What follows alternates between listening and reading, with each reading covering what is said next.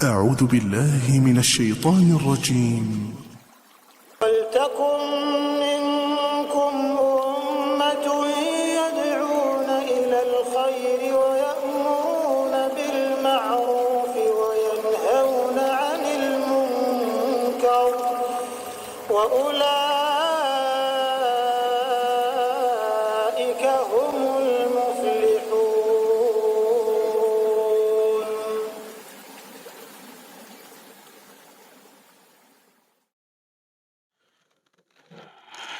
Assalamualaikum warahmatullahi wabarakatuh.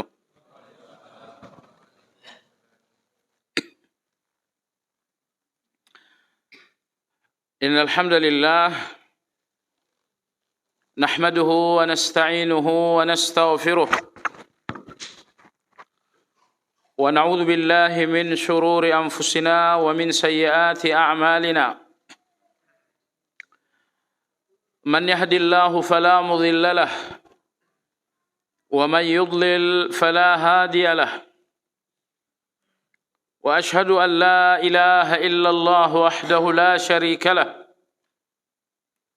وأشهد أن محمدا عبده ورسوله لا نبي بعده. اللهم صل وسلم على محمد وعلى آله وأصحابه ومن اتبعهم بإحسان إلى يوم الدين. يا أيها الذين آمنوا اتقوا الله حق تقاته ولا تموتن إلا وأنتم مسلمون.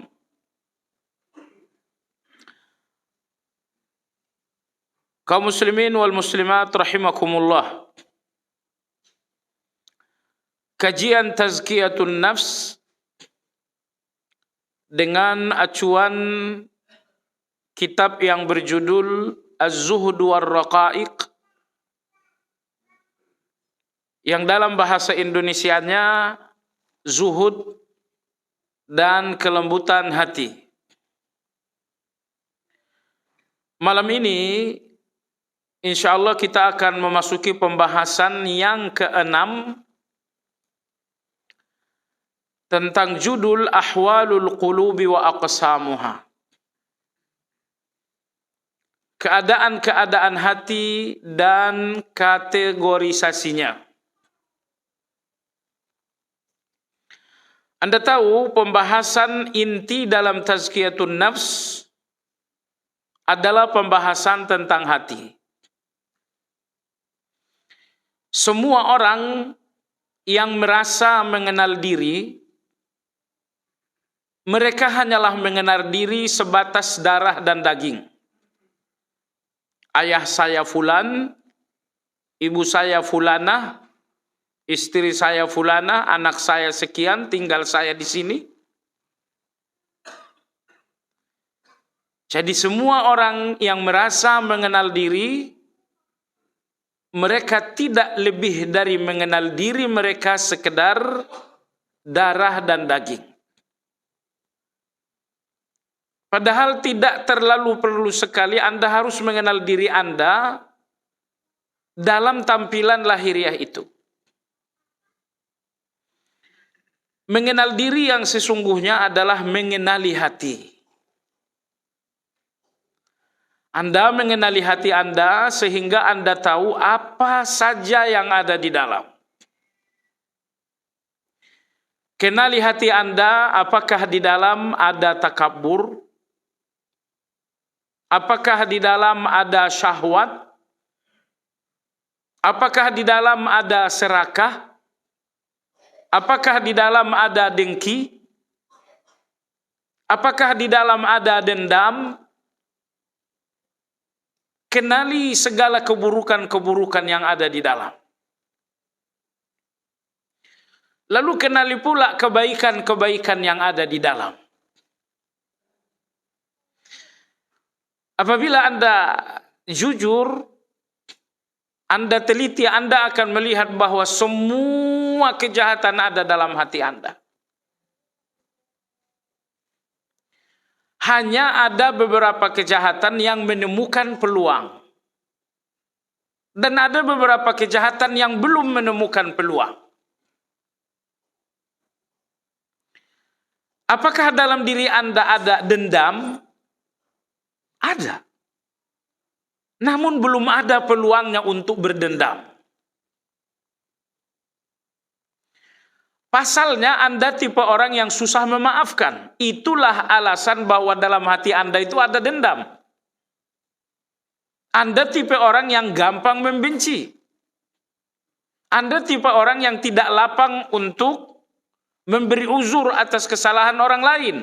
Berdasarkan ini, dalam hati Anda positif ada dendam. Hanya dendam itu belum menemukan peluang.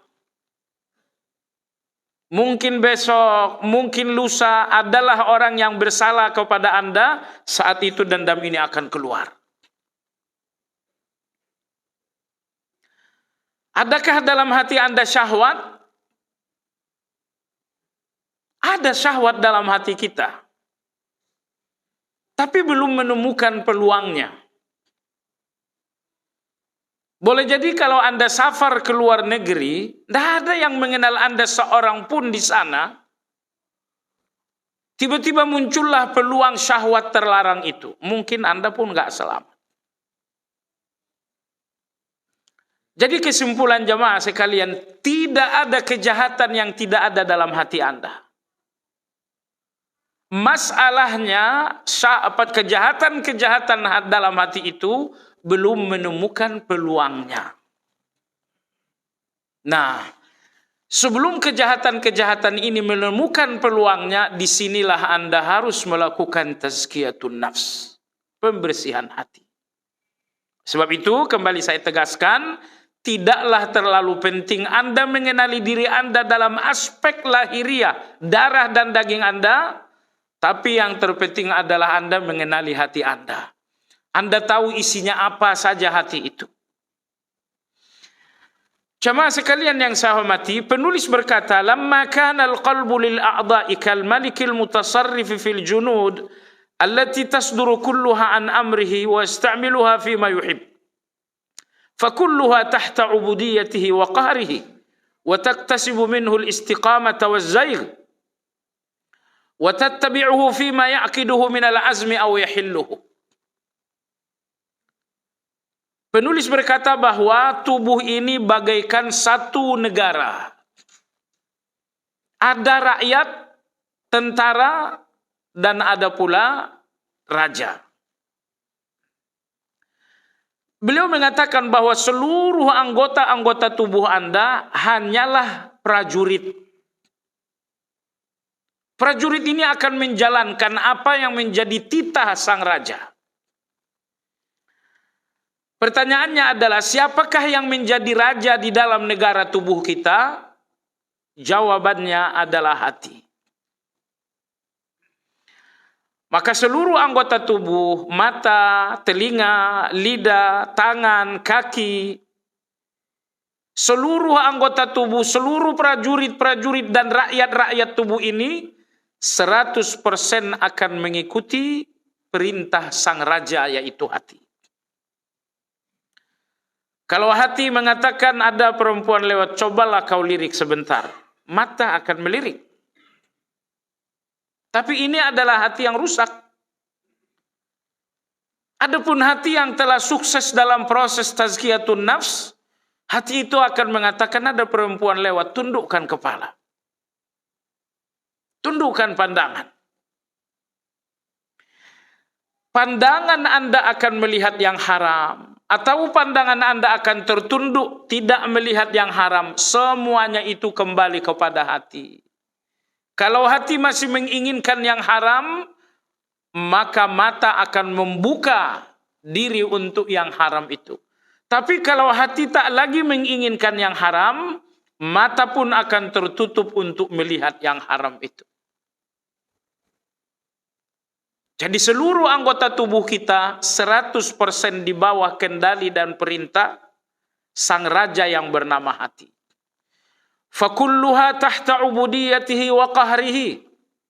Semua anggota tubuh di bawah kendali hati. Gak mungkin tangan bergerak kalau hati gak memberikan perintah. Gak mungkin lidah berbicara kalau hati tidak memberikan perintah. Tapi ketika ada seseorang hati mengatakan, coba kamu tegur fulan, maka lidah ini pun berbunyi. Ketika Anda lihat di masjid ada kotoran, raja hati kemudian memerintah tangan, itu kotoran kau bersihkan dulu. Wa taktasibu minhul istiqamata waz-zaigh. Apakah anggota tubuh Anda di atas istiqamah? Ataukah anggota tubuh ini akan tergelincir dengan dosa-dosa sepenuhnya kembali kepada hati? Kalau hati Anda adalah hati yang baik, seluruh anggota tubuh Anda akan berdiri di atas istiqamah. Tapi bila hati Anda adalah hati yang rusak, maka seluruh anggota tubuh Anda akan tergelincir di atas kebenaran. Wa tattabi'uhu fima ya'qiduhu minal azmi aw yahilluhu. Seluruh anggota tubuh ini akan mengikuti segala yang terikat dalam tekad hati atau yang tidak ditekatkan oleh hati. Apa yang ditekatkan hati, maka anggota tubuh semuanya akan bersiap. Ketika hati Anda bertekad, nanti malam saya harus bangun. Hati Anda bertekad untuk satu kebaikan, maka seluruh anggota tubuh Anda bersiap-siap untuk tekad itu. Begitupun apabila hati Anda mengikat satu tekad keburukan, seluruh anggota tubuh Anda pun akan bersiap-siap untuk menjalankan tekad keburukan itu. Oleh sebab itulah Nabi kita SAW bersabda, ala wa inna fil jasadi mudghah, idza salahat salahal jasadu kulluh, wa idza fasadat fasadal jasadu kulluh, ala wahiyal qalb. Ingatlah dalam diri setiap kalian ada segumpal daging. Apabila daging itu baik, maka kebaikan akan menyebar ke seluruh tubuh. Apabila hati itu baik, mata akan baik, telinga akan baik, semua anggota tubuh akan baik. Tapi apabila hati itu rusak, kerusakan akan menyebar ke seluruh tubuh. Semua kejahatan yang Anda lihat dalam perbuatan seseorang datang dari hatinya. Dan semua kebaikan yang Anda lihat dalam perilaku seseorang itu adalah tetesan-tetesan dari hatinya. Lalu dalam hal ini ada dua macam orang. Atau ada beberapa kategori orang. Kategori yang pertama, orang-orang yang memperbaiki lahiriah dan mereka tidak memperbaiki hati.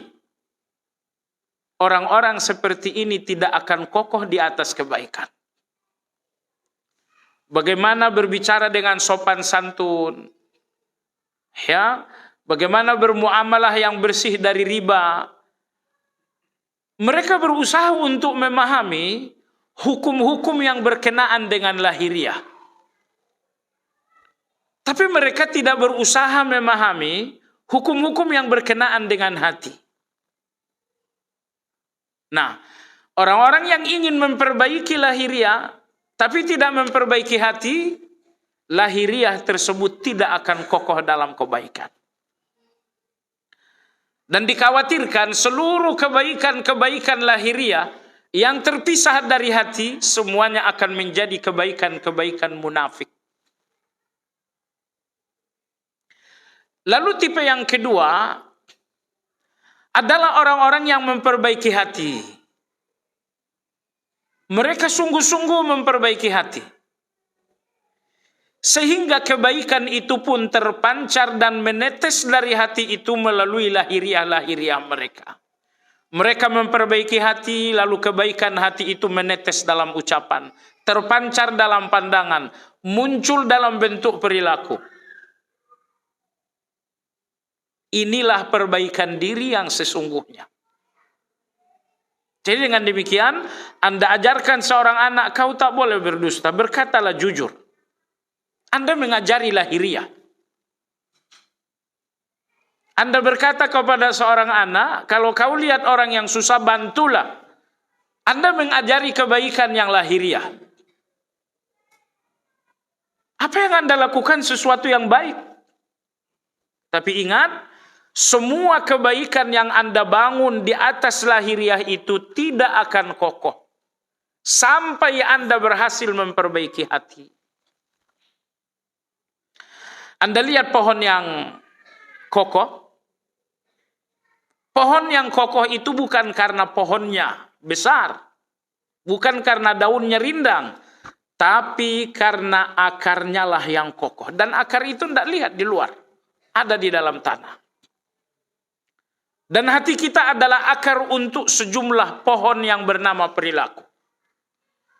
Kalaulah dalam perilaku Anda ada pohon kebaikan, dan itu berakar dalam hati Anda, pohon kebaikan itu akan kokoh.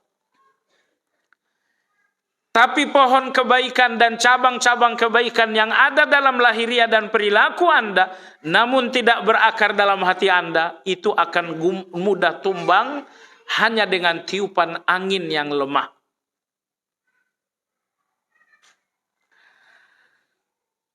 Misal Anda berbuat baik kepada seseorang. Seminggu, 2 minggu perbuatan baik ini berjalan dengan baik. Tapi ternyata enggak semua orang yang menerima kebaikan itu bersikap baik.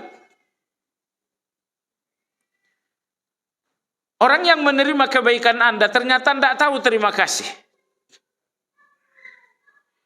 Akhirnya Anda pun menghentikan kebaikan itu. Bahkan Anda pun mulai melakukan caci dan maki. Gejala apa ini? Inilah kebaikan yang dibangun di atas satu perilaku, tapi ternyata tidak berakar dari hati. Hanya sedikit angin bertiup, kebaikan itu akan tumbang. Terbuktilah bahwa Anda berbuat baik untuk sesuatu, bukan untuk Allah. Anda berbuat baik untuk mendapatkan sikap baik Dia. Maka saat Dia tidak memberikan sikap baik atas kebaikan Anda, Anda pun menghentikan kebaikan itu. Baik jemaah sekalian yang saya hormati, kadang-kadang begini. Kita merasa nggak dihargai seseorang. Orang ini kok nggak ngargain saya? Anda pun sibuk menuduh bahwa orang ini su'ul adab, akhlaknya buruk. Sebetulnya kalau Anda melihat ke dalam hati Anda, orang tersebut akhlaknya sesungguhnya standar. Anda saja yang gila hormat sesungguhnya. Hati Anda yang bengkak dengan takabur. Orang ini akhlaknya biasa, memang tidak baik, tapi juga tidak buruk. Tapi karena hati Anda gila hormat, karena Anda ingin selalu disanjung, dan orang ini tidak bisa melakukan apa yang Anda inginkan, maka Anda mengatakan ini orang akhlaknya buruk. Jadi hati-hati itu. Ya, saya lihat dalam banyak interaksi sosial kita, tuduhan-tuduhan si fulan tak berakhlak, tidak sepenuhnya karena si fulan tak berakhlak, tapi karena Andalah yang gila hormat. Karena Andalah yang takabur. Seandainya Anda tawaduk dan rendah hati, semua perilaku fulan ini tidak ada yang su'ul adab. Baik. Berikutnya penulis mengatakan fahuwa malikuha wa hiyal munaffidhu lima ya'muruha biha alqabila lima yatiha min hadi. Penulis mengatakan maka hati adalah raja yang berkuasa di negara tubuh. Dan seluruh indrawi dan anggota tubuh adalah rakyat yang akan menjalankan segala keinginan sang raja. Ingat jamaah sekalian, tidak ada perbuatan yang tak muncul dari keinginan. Semua perbuatan Anda, semua kelakuan Anda, semuanya berawal dari keinginan. Nah, keinginan inilah yang perlu Anda didik. Keinginan inilah yang perlu Anda sekolahkan. Kalau keinginan Anda sudah terdidik dengan wahyu, maka apa yang menjadi cabang keinginan itu, yaitu perilaku-perilaku Anda, semuanya akan menjadi baik. Mendidik keinginan itu yang dinamakan dengan tazkiyatun nafs. Itu namanya mendidik hati, memperbaiki hati.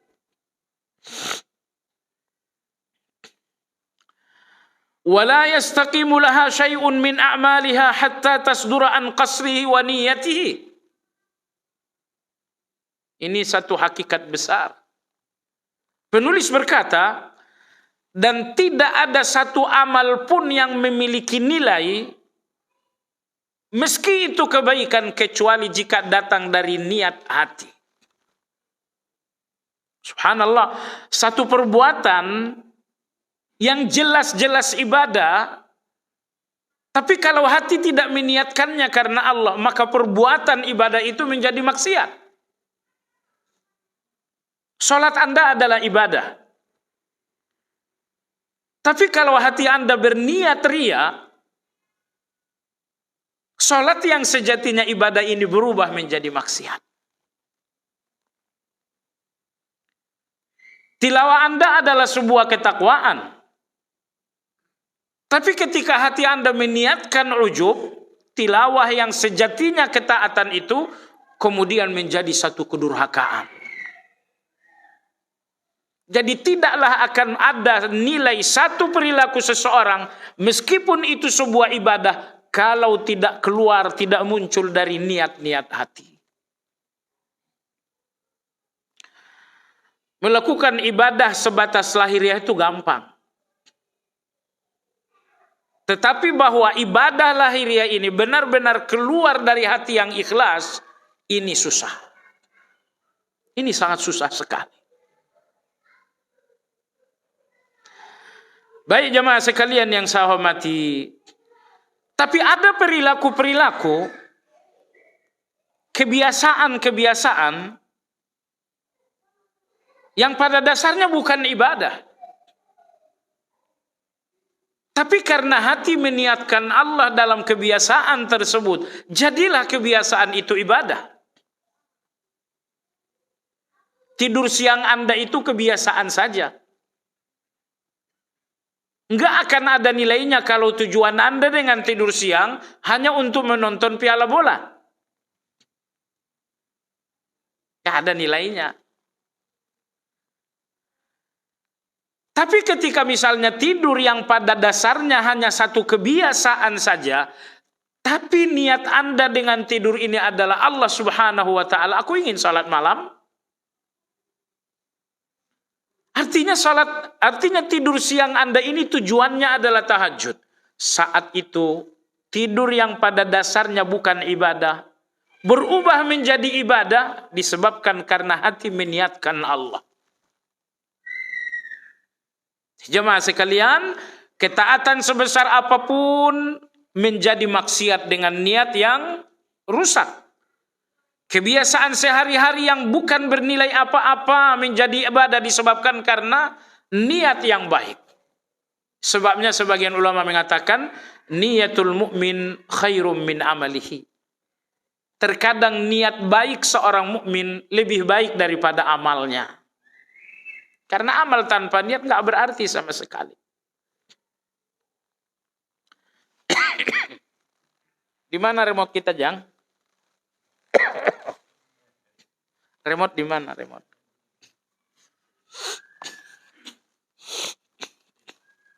Matikan dulu deh kalau bisa. Wa huwal mas'ulu anha kulluha. Dan hati itulah yang bertanggung jawab sepenuhnya terhadap perilaku anggota tubuh. Jadi kalau Anda dengarkan lisan menumpahkan sumpah serapah, tersangka utamanya bukan lisan itu tapi hati. Kalau Anda melihat telinga terbuka lebar-lebar untuk yang diharamkan oleh Allah, tersangka utamanya bukan telinga tetapi hati.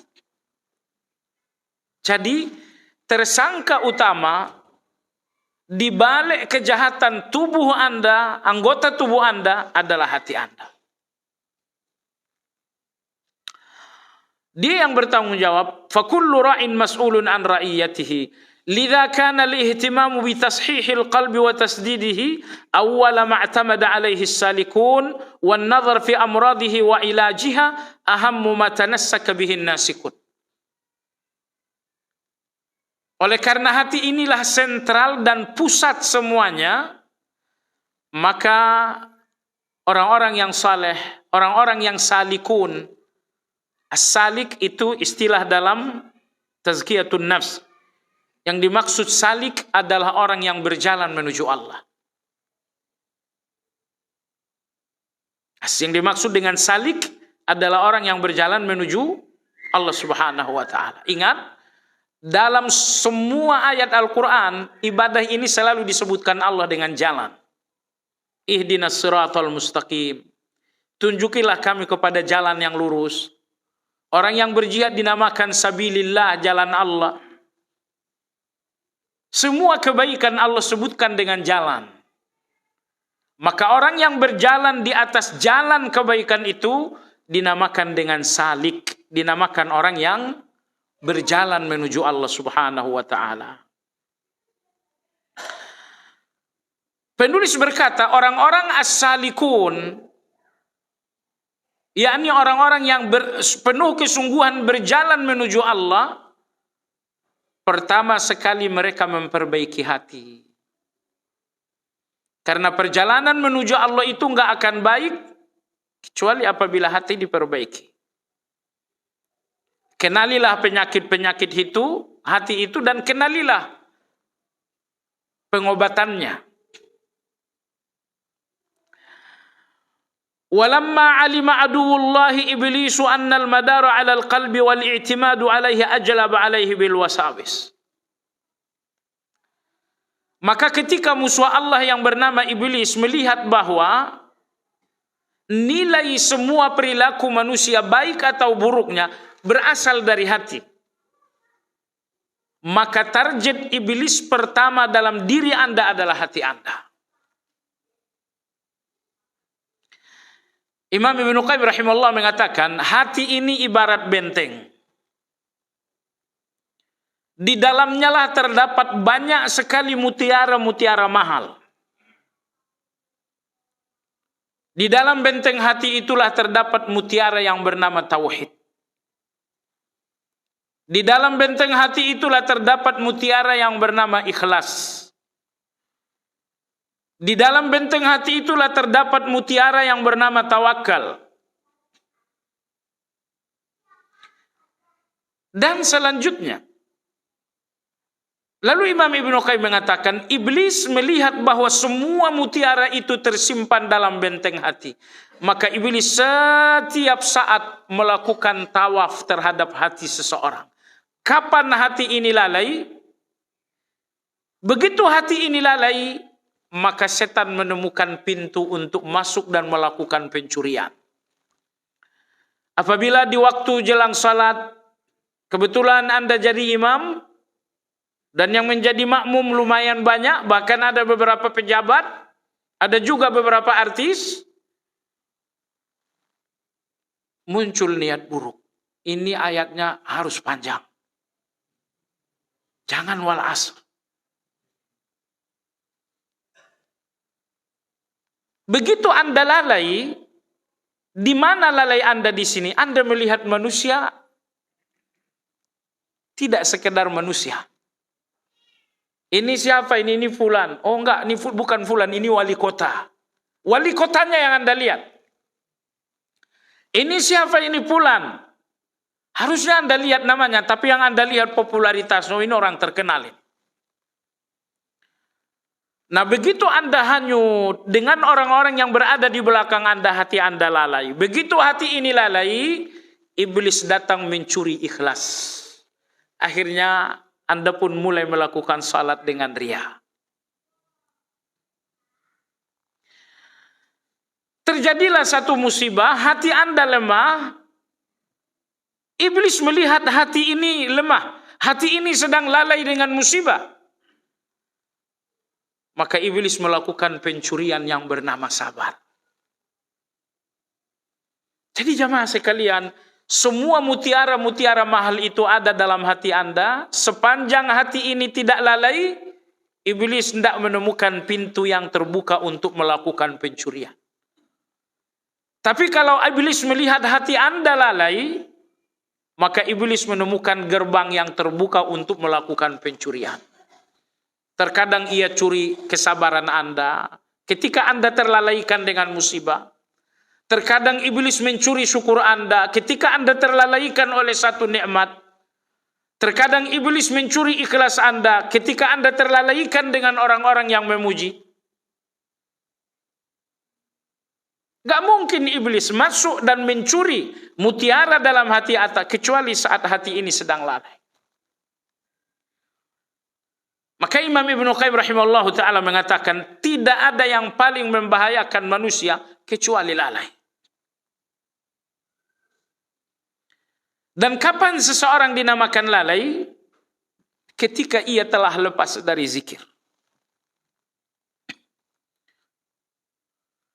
Tapi zikir hanya sekedar membasahi lisan tidak membuat Anda lepas dari lalai sampai makna-makna zikir itu juga membasahi hati Anda.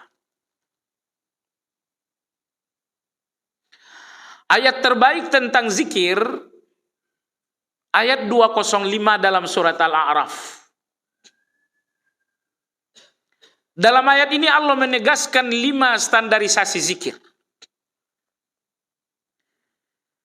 Kalau zikir Anda sesuai 5 standar ini, sesuai ujung ayat, wala takum minal ghafilin, Anda tidak lagi dinamakan orang lalai. Standar zikir yang pertama, Allah berfirman, wadhkur rabbaka fi nafsika. Sebutlah nama Allah dalam dirimu. Terkadang Anda sebutkan nama Allah dalam kemahasucian, maka Anda mengatakan subhanallah. Terkadang Anda sebutkan nama Allah untuk kemahabesaran, maka Anda mengatakan Allahu Akbar. Terkadang Anda sebutkan nama Allah untuk sebuah sanjungan, maka Anda mengatakan alhamdulillah. Terkadang Anda sebutkan nama Allah untuk ketidakberdayaan Anda ucapkan la haula wala quwata illa billah.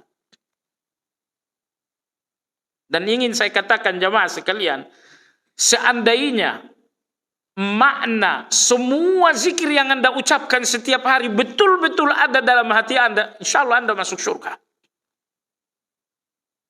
Saya ulangi, kalau makna semua zikir yang Anda ucapkan sehari-hari ada dalam hati Anda, saya nggak ragu Anda akan masuk surga.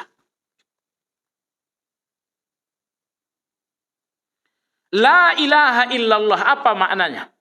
Tauhid. Kalau makna la ilaha illallah dalam hati Anda, apa Anda nggak ke surga? Subhanallah artinya Allah Maha Suci. Kalau kemahasucian Allah itu ada dalam hati Anda, apa Anda nggak masuk surga? Sayangnya, zikir-zikir ini ramai dalam ucapan kita dan sering tak menyentuh hati kita. Maka Allah berfirman, wadhkur rabbaka fi nafsika. Sebutkan nama Allah dengan sifat-sifatnya. Menyebutkan nama Allah tanpa sifat nggak ada gunanya. Allah, Allah, Allah, nggak ada sifatnya, nggak ada nilainya jamaah sekalian. Kenapa? Karena kata Allah tidak menunjukkan sanjungan dan pujian sama sekali. Tapi begitu Anda gandengkan nama Allah dengan sifat, barulah ada pujian. Misalnya Allah, Anda gandengkan dengan sifat subhanallah. Itu baru memuji namanya. Ketika nama Allah Anda gandengkan dengan akbar, sifat, di saat itulah muncul pujian. Subhanallah jamaah sekalian, zikir yang paling agung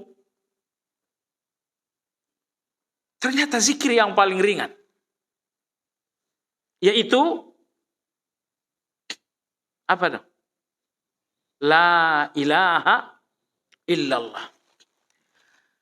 Kenapa saya katakan ini zikir yang paling ringan? Satu-satunya zikir hanya dengan lidah Anda, tidak perlu bibir Anda bergerak, hanya la ilaha illallah. Anda sebutkan subhanallah, bibir Anda harus ikut bergerak. Anda sebutkan Allahu Akbar, bibir Anda harus bergerak. Satu-satunya zikir Anda tak membutuhkan bibir Anda hanya membutuhkan lidah Anda adalah, coba sebutin deh la ilaha. Perlu gak Anda menggerakkan lidah? La ilaha illallah. Tidak perlu. Subhanallah, Allah Maha Esa, Allah Maha Penyayang. Ketika manusia akan wafat, zikir yang harus ditalkinkan adalah la ilaha illallah. Kenapa? Saat seseorang berada dalam sakaratul maut, nyawa mulai lepas dari kaki, lepas dari pinggang, lepas dari tangan. Terakhir sekali nyawa seseorang itu ada di mulut. Maka Allah mengharuskan, meminta, menuntut agar terakhir kali sebutkan nama Allah. Sebutkan nama Allah dengan tauhid, la ilaha illallah. Seandainya Allah bilang, hendaklah orang yang wafat diajarkan takbir, itu akan sulit bagi orang yang mau wafat. Orang yang wafat diajarkan bacakan la haula wala quwata illa billah. Kesulitan orang yang wafat. Tapi ketika orang yang wafat ditalkinkan la ilaha illallah, satu zikir yang hanya membutuhkan satu organ tubuh, la ilaha, hanya lidah saja. Tidak perlu bibir Anda bergerak sama sekali. Dan ini zikir yang paling afdal, zikir yang paling agung. La ilaha illallah. Baik, standar zikir yang pertama fi nafsika, sebutkan nama Allah dalam dirimu. Maksudnya apa ini? Faham. Standar zikir yang kedua, tadarruan, berzikirlah dengan kerendahan hati. Allahu Akbar. Tujuan zikir itu untuk Anda melihat kerendahan diri. Kenapa Anda katakan Allahu Akbar? Agar Anda sadar bahwa Anda itu kecil. Kenapa Anda katakan la haula wala quwata illa billah? Agar Anda sadar bahwa Anda itu enggak punya kekuatan. Kenapa Anda katakan subhanallah, maha suci Allah? Agar Anda sadar bahwa diri Anda itu kotor. Kenapa Anda katakan alhamdulillah? Agar Anda sadar bahwa diri Anda itu banyak berbuat salah. Zikir yang tidak membuat Anda melihat kerendahan diri, ini zikir yang tidak sampai tujuan. Ini zikir yang ngambang. Allah udah bilang, standar zikirmu yang kedua adalah tadarruan. Bahwa zikir itu harus membuatmu menemukan dirimu rendah.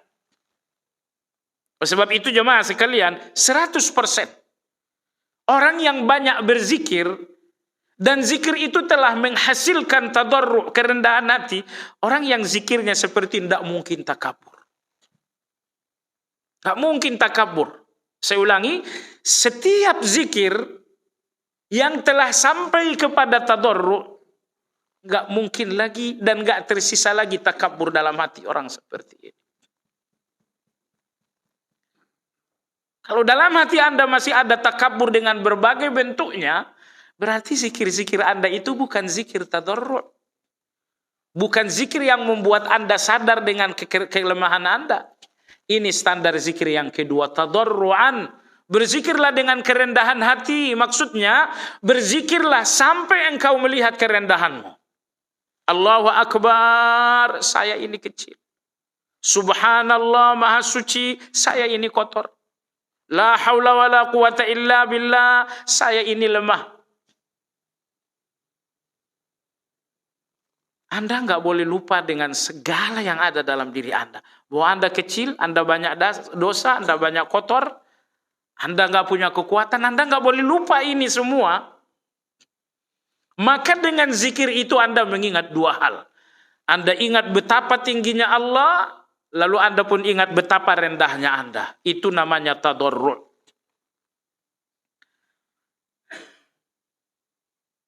Ingatlah Allah dalam dirimu, tadarru'an, dan merendahkan hati. Kapan seseorang merendahkan hati? Dalam dua hal. Ketika dengan zikir dia semakin melihat ketinggian Allah, saat yang sama dengan zikir dia semakin melihat kerendahan diri. Dengan dua hal ini, zikir Anda telah dinamakan tadarru'. Itu standar yang ke tadarru'an. Lalu standar yang ketiga adalah wa khifatan. Berzikirlah kepada Allah dengan rasa takutmu. Dalam kitab Tafsirul Qayyim, Imam Ibnu Qayyim mengatakan, kenapa zikir dalam ayat ini harus disertai dengan rasa takut? Di sini terdapat rahasia yang sangat indah. Apa itu? Rata-rata orang yang berzikir akan hanyut di dalam cinta. Semakin Anda sebut nama Allah, semakin Anda mencintai Allah. Semakin Anda sebut nama Allah dalam zikir-zikir Anda, semakin Anda mencintai Allah Azza wa Jalla. Tapi disitulah persoalan. Saat zikir menghanyutkan hati di dalam cinta, justru saat hati hanyut dalam cinta, hati lepas dari rasa takut, dan ini persoalan. Jadi betapapun zikir menghanyutkan dan melarutkan hati Anda dalam cinta, jangan sampai hati itu lepas dari rasa takut. Nah, ingin saya katakan jamaah sekalian, apabila antum lihat tasawuf falsafi, inilah kesesatan mereka. Mereka membangun cinta sampai mereka lepas dari rasa takut kepada Allah Azza wa Jalla. Salah. Orang-orang beriman membangun cinta kepada Allah, larut dalam cinta kepada Allah. Namun betapapun hati mereka larut dalam cinta kepada Allah, tidak berarti hati kemudian lepas dari takut kepada Allah.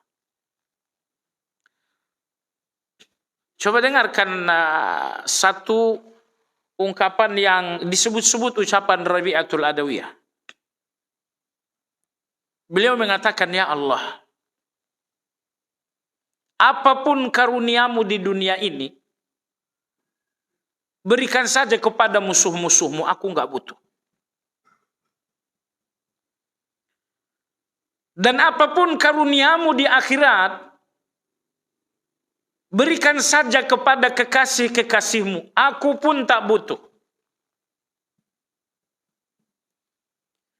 Apabila ibadahku adalah untuk dapatkan surgamu, tutup pintu surga itu untukku.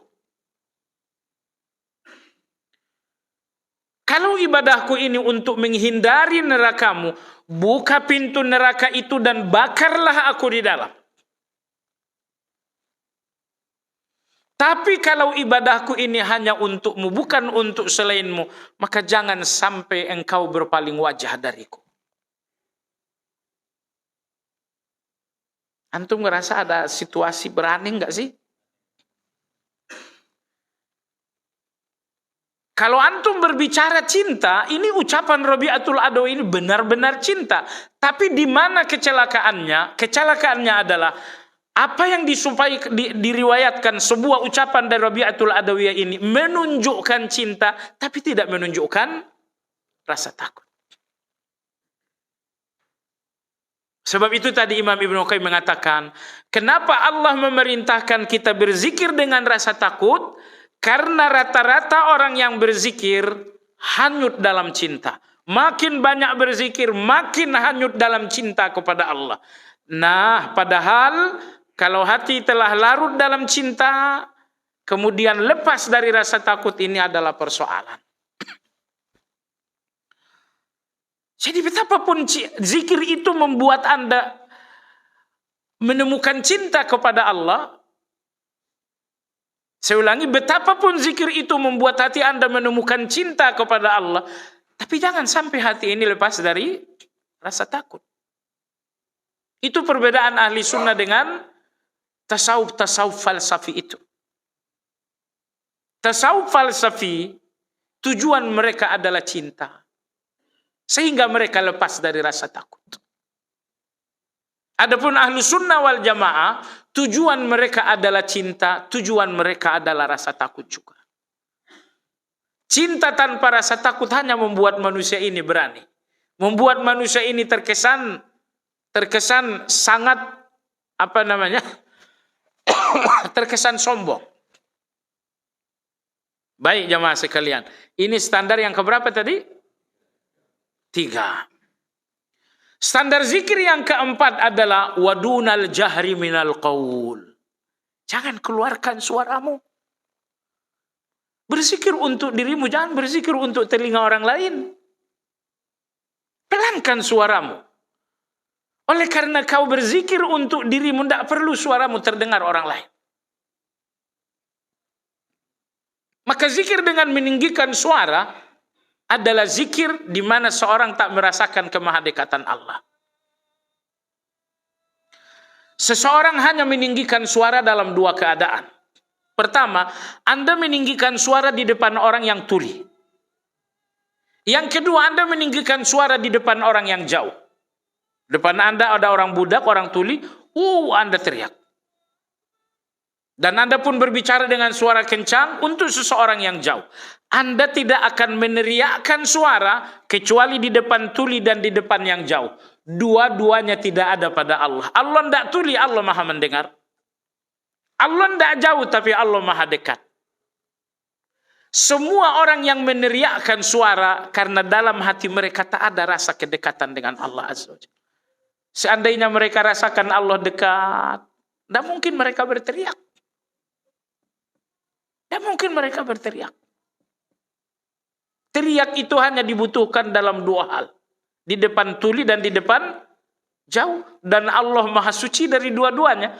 Allah mendengar dan Allah pun dekat. Tidak butuhkan Anda suara berteriak. Masuk waktu? Sudah, oke. Standar yang kelima setelah azan insyaAllah.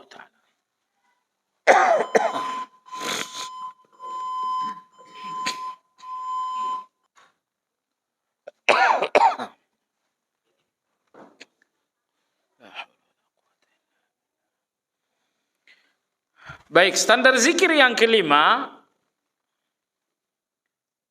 pada ayat 205 surat Al-A'raf.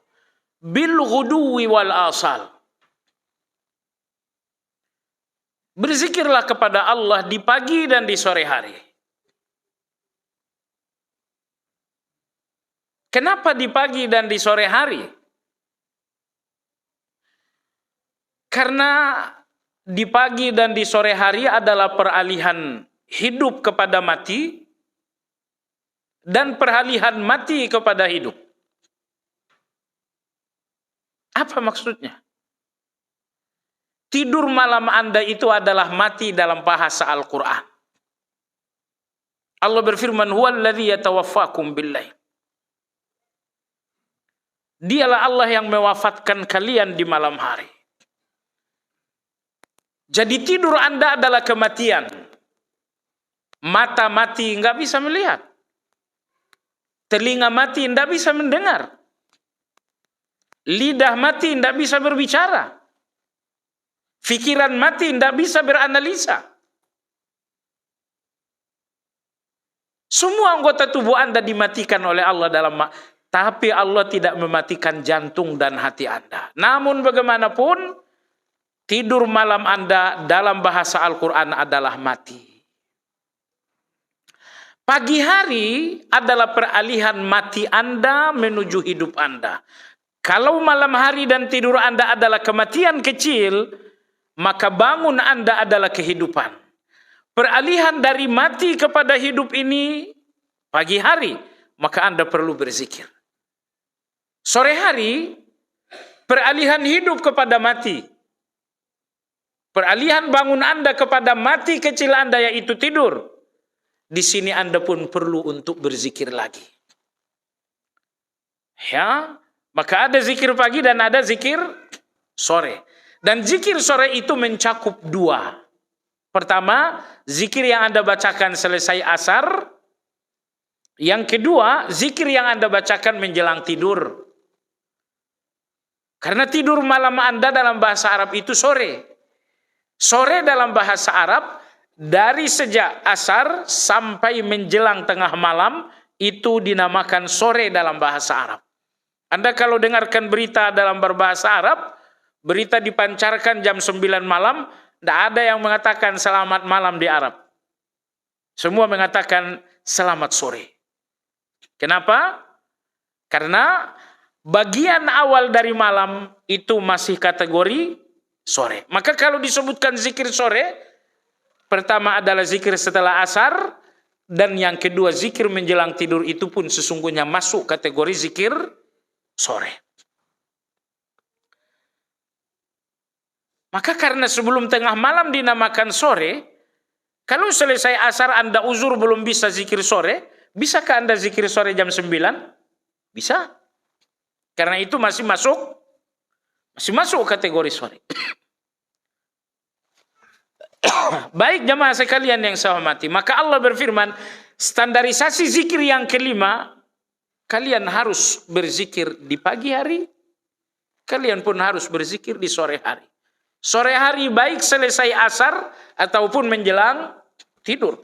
Dan zikir Anda menjelang tidur tidak lebih singkat dibandingkan zikir pagi dan zikir petang itu.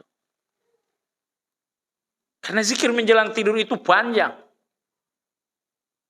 Hanya saja kita masih menggunakan zikir TK. Bismikallahumma ahya wa amut. Apa artinya? Bismikallahumma ahya. Ya Allah, aku hidup untuk namamu. Aku tidak hidup untuk namaku. Aku tidak hidup untuk nama siapapun. Aku hidup untuk namamu ya Allah. Wa amut. Aku pun mati untuk namamu. Sangat dalam sebetulnya bismikallahumma ahya wa amut. Jadi kalau Anda hidup untuk syahwat, itu namanya Anda hidup untuk diri Anda. Anda enggak hidup untuk Allah. Maka menjelang tidur Anda kembali mengucapkan satu zikir yang seolah-olah sebuah akad dengan Allah. Bismikallahumma ahya. Atas namamu ya Allah aku hidup. Wa amut. Atas namamu pula aku mati. Hidupku untuk namamu bukan untuk namaku. Matiku pun untuk namamu dan bukan untuk namaku. Bagus Anda zikir, tapi terlalu singkat kalau cuman itu. Ya, jadi zikir jelang tidur itu panjang. Allah berfirman pada ayat 205 surat Al-A'raf, apabila kalian berzikir dengan 5 standar tadi, wala takum minal ghafilin, saat itu kalian tidak lagi dinamakan orang yang lalai. Kalau kalian belum istiqamah zikir pagi dan petang, dalam pandangan Allah Anda orang lalai. Kalau zikir Anda adalah zikir dengan suara kencang, berarti Anda enggak merasakan kemahadekatan Allah itu sehingga Anda merasa perlu teriak. Ini pun belum melepaskan Anda dari status lalai. Kalau zikir Anda enggak membuat Anda semakin takut kepada Allah, ini pun zikir yang belum melepaskan Anda dari status lalai. Kalau zikir Anda zikir yang tidak membuat Anda semakin merendah, itu pun zikir yang belum bisa melepaskan Anda dari status lalai. Kalau zikir Anda zikir yang tidak difahami sama sekali, itu pun zikir yang belum melepaskan Anda dari lalai. Maka tadi kita katakan, kapankah iblis di dalam hati manusia ini adalah benteng. Di dalamnya terdapat mutiara-mutiara mahal, ada ikhlas, ada tauhid, ada tawakal, ada sabar, ada qanaah, ada zuhud. Dan iblis setiap saat berpatroli mengelilingi hati ini. Kapan hati ini lalai untuk ia bisa mencuri mutiara dalam hati itu? Kadang-kadang musibah melalaikan, iblis mencuri sabar. Kadang-kadang nikmat melalaikan, iblis mencuri syukur. Kadang-kadang serakah melalaikan, maka iblis mencuri zuhud. Dan agar hati Anda tidak lalai, maka hati ini harus terus-menerus diajak berzikir. Hati yang terus berzikir tidak bisa dimasuki oleh syaitan. Makanya Anda lihat jamaah sekalian, dalam situasi-situasi hati Anda lemah, ada zikirnya. Dalam situasi musibah, itu hati Anda lemah itu. Iblis mudah masuk ke dalam. Maka Anda dibimbing untuk berzikir, inna lillah wa inna ilaihi raji'un. Sambung lagi. Allahumma ujurni fi musibati wa akhlif li khairan minha. Sambung lagi yang ketiga. Hasbi Allah wa ni'mal wakil. Allah berfirman dalam hadis qudsi, ma li abdil mu'min jazaa'un indi idza qabattu safiyahu min ahli dunya thumma ihtasaba illa al-jannah. Riwayat Bukhari. Allah berfirman, aku enggak punya balasan untuk hambaku yang beriman saat aku mewafatkan kekasihnya, cintanya, orang yang dia sayangi, lalu kemudian dia ihtisab, melainkan syurga. Kata Allah, saya ulangi, balasanku untuk hambaku saat aku mengambil kekasihnya lalu dia ihtisab, balasanku hanya surga, enggak ada balasan lagi. Apa itu ihtisab? Hasbi Allah wa ni'mal wakil. Mungkin baru sekarang Anda dengar. Ya, ketika orang yang Anda cintai wafat, ternyata Anda dianjurkan mengucapkan hasbi Allah. Dan Allah berjanji, kalian hasbi Allah wahai hambaku yang beriman, saat orang yang kalian cintai aku ambil, maka aku enggak punya apa-apa untukmu kecuali surga. Sambungkan innalillah, ucapkan hasbi Allah wa ni'mal wakil. Baiklah jemaah sekalian yang saya hormati, jadi kesimpulan, iblis mengetahui bahwa sentral pengendalian diri ini ada dalam hati. Maka iblis tidak henti-hentinya melihat hati seseorang. Kapan saatnya dia masuk untuk merusak, untuk mempropagandakan, untuk mengacau balaukan. Tetapi iblis enggak akan bisa memasuki hati kalau hati itu selalu diajak berzikir. Maka dalam keadaan musibah hati sedang lemah, harus berzikir. Anda sedang marah, Anda lagi marah enggak? Enggak ya?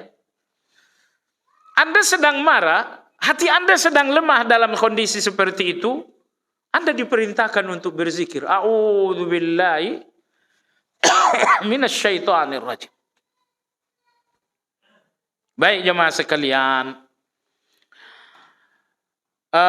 penulis tadi mengatakan bahwa ketika iblis tahu bahwa sentral pengendalian diri manusia ada di dalam hati, maka iblis selalu memperhatikan hati itu. Kapan bisa dirusak? Ajlaba alaihi bil wasawis wa aqbala bi wujuhi syahawat ilaihi wa zayyana lahu minal ahmali wal ahwali wal a'mal yasudduhu anit tariq. Ketika iblis menemukan hati dalam keadaan lalai, maka iblis membidikkan panah yang bernama waswas. Apa itu waswas? Keinginan berbuat jahat. Lagi main handphone, tak ada seorang pun di kamar ini kecuali saya. Muncul keinginan melihat gambar enggak benar. Itu waswas namanya. Kenapa keinginan jahat dinamakan waswas? Karena keinginan jahat itu enggak mungkin langsung Anda lakukan. Saya lihat enggak ya? Saya lihat enggak ya? Karena ada keraguan Anda dalam keinginan buruk, maka Allah mengatakan keinginan burukmu itu adalah waswas. Karena Anda ragu untuk melakukannya. Sangat berbeda jamaah sekalian kebaikan dan keburukan. Di dalam kebaikan hati Anda menemukan keyakinan. Tapi semua keburukan hati Anda selalu dalam keraguan. Tidak ada orang yang melakukan keburukan dengan rasa yakin. Semua orang yang melakukan keburukan selalu dengan keraguan. Maka Nabi kita SAW bersabda, al-birru matma'annat ilaihin nafs. Wal ithmu ma'haka fi nafsik wa karihta ayyattali alaihin nas. Semua kebaikan itu nyaman dan yakin dalam hati. Dan semua keburukan itu selalu ragu di hati dan selalu takut terlihat oleh orang lain.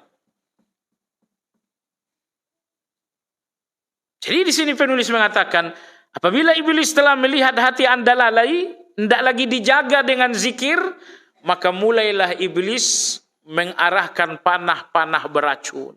Maka dia bidiklah hati Anda dengan panah yang bernama waswas. Wa aqbala bi wujuhi syahwat.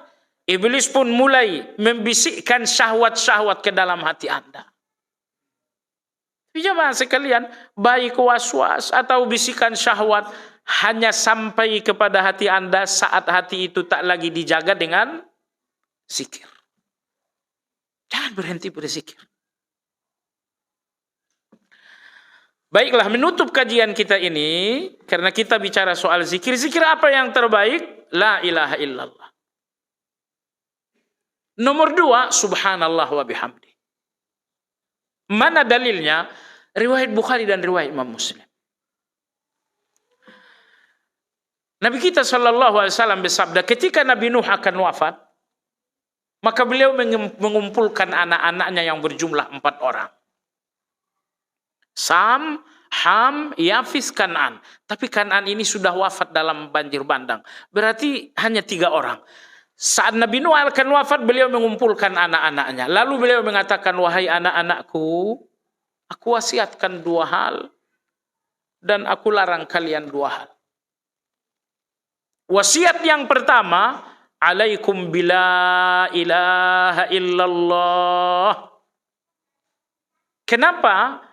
Langit dan isinya, bumi dan isinya ditimbang dengan la ilaha illallah. Niscaya langit dan isinya, bumi dan isinya, semuanya enggak punya bobot dalam timbangan la ilaha illallah.